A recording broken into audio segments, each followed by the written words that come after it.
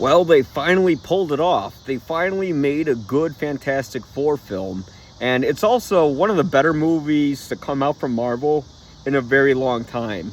Is it perfect? No. It still has a lot of the trappings and the familiarity of the comic book genre movie, which, I mean, that's just to be expected at this point. After being inundated with Marvel films and DC films since, like, I was a kid, and it's been getting even crazier since the like mid 2000s. You kind of know exactly what the structure of the film's going to be. But having said that, they do a good thing with the structure of this movie where instead of trying to take all the focus on all four of the Fantastic Four characters, they just zero it down to Reed Richards and Sue Storm.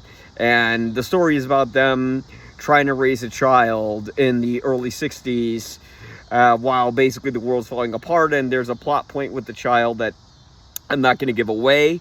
But no, this movie actually did a good job by just focusing in on those two characters, making them like the central emotion in the story, while the Thing and the Human Torch are both characters that are kind of like not like in the background, but they're more like someone to help support the family unit, because like any Marvel Disney film, you know, the movie is about family. And I'm not talking about people who are blood related family, just people who are very close together. I did like, I really like the fact that they made this retro 1960s style movie. You know, it feels a lot like the Jetsons. You're mixing old technology, you're mixing old technology in this show, which I know the Jetsons didn't do at the time, but stay with me. You're mixing old technology like, you know, cars from back then and radios and all that and film cameras, and you're mixing it with like robots and future technology. There's even like a maid like robot that's like a mixture of Rosie from the Jetsons and Wally, and it works really well. It doesn't feel like every other comic book movie while also feeling like every other comic book movies.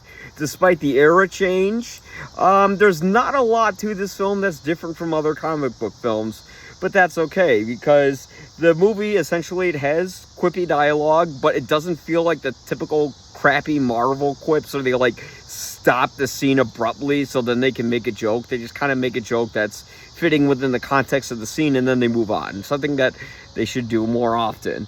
The antagonist of the film he's pretty intimidating and pretty cool, and he was voiced by Ralph Ineson, and like that's awesome. He really makes that character come to life. I don't want to give away who he is. The Silver Surfer has sort of a sympathetic end to her character, or not end, like a sympathetic reveal to her character, where you find out she's not really the villain, it's this other guy.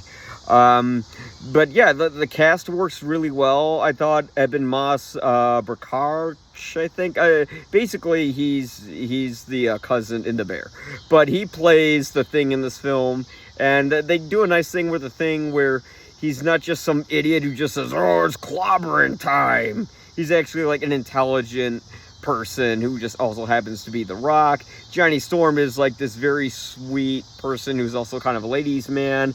Pedro Pascal, who plays Reed Richards, although I would have liked to have seen Pedro shave the mustache for the role to look more like Richards. He does encompass the brilliance of that character, especially since throughout the film he's constantly doing math. And there's even like a scene where Sue is giving birth to a child while there's like a ship crashing, and Reed has to help deliver the child while also keeping everyone alive, hopefully, if they can stay alive. Sue Storm, they needed to give her more of a discernible personality. Outside of being a pretty face and a voice that sounds like a young Kathleen Turner, there's not much to her character that I could really differentiate or grasp onto.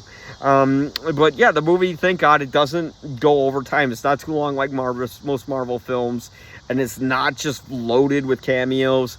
There is a mid-credits cameo that doesn't necessarily have me that excited for the future MCU films, but luckily that's not part of the story in this film until after the film ends and you're in the credits. But yeah, I actually liked it a lot. I gave it 3.5 out of 4 Guinnesses, and I think Marvel will probably make worse movies after this, but at least they made a good one here, and at least someone finally gets the Fantastic Four right by not overstuffing it.